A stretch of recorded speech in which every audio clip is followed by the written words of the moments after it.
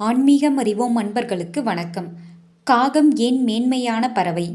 காகத்திற்கு உணவு வைப்பதன் பலன்.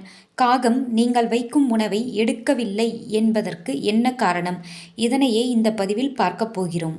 நாம் சாப்பிடுவதற்கு முன்பு காகத்திற்கு ஒரு பிடி சாப்பாட்டை எடுத்து வைத்துவிட்டு சாப்பிட வேண்டும். ஒரு சிலர் தினமும் காகத்திற்கு சாதம் வைப்பதை வழக்கமாக கொண்டிருப்பர். ஒரு சிலர் சனிக்கிழமை, அமாவாசை போன்ற நாட்களில் உணவளிப்பர்.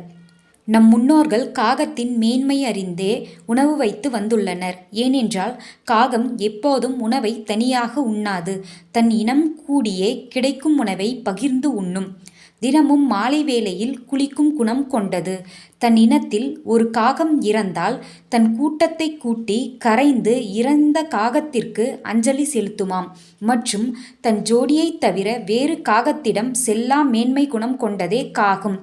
இதனாலேயே நம் முன்னோர்கள் அன்றைய நாளிலிருந்தே காகத்திற்கு உணவளித்து வந்துள்ளனர்.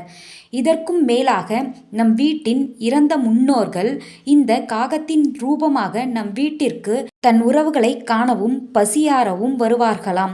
இப்படிப்பட்ட காகத்திற்கு உணவளிப்பதால் பித்ருதோஷங்கள் நீங்கும், குடும்ப ஒற்றுமை அதிகரிக்கும், குழந்தை பேறு கிடைக்கும், வறுமை நீங்கும், செல்வம் செழிக்கும். காகம் சனீஸ்வரனின் வாகனமும் கூட. இதனால் சனிதோஷங்கள் நீங்கும். ஒரு சில நேரத்தில் நாம் வைக்கும் உணவை காகம் சாப்பிடுவதில்லை. இதற்கு முதல் காரணம் குலதெய்வம்.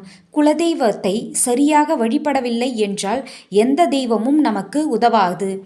குலதெய்வம் ஆசி இருந்தால் மட்டுமே மற்ற தெய்வங்கள் நமக்கு அருள் புரியும். குலதெய்வத்தின் சாபத்தினாலும் கூட நம் பித்ருக்கள் நம் உணவை எடுக்க மாட்டார்கள். இதனால் வருடம் ஒரு முறை குலதெய்வ கோயிலுக்கு சென்று வழிபடுவது அனைத்தையும் அருளும்.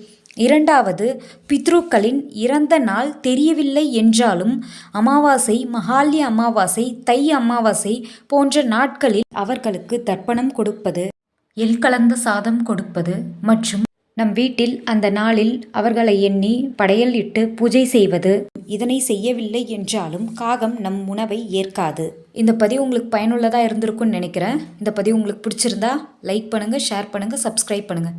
நன்றி, வணக்கம்.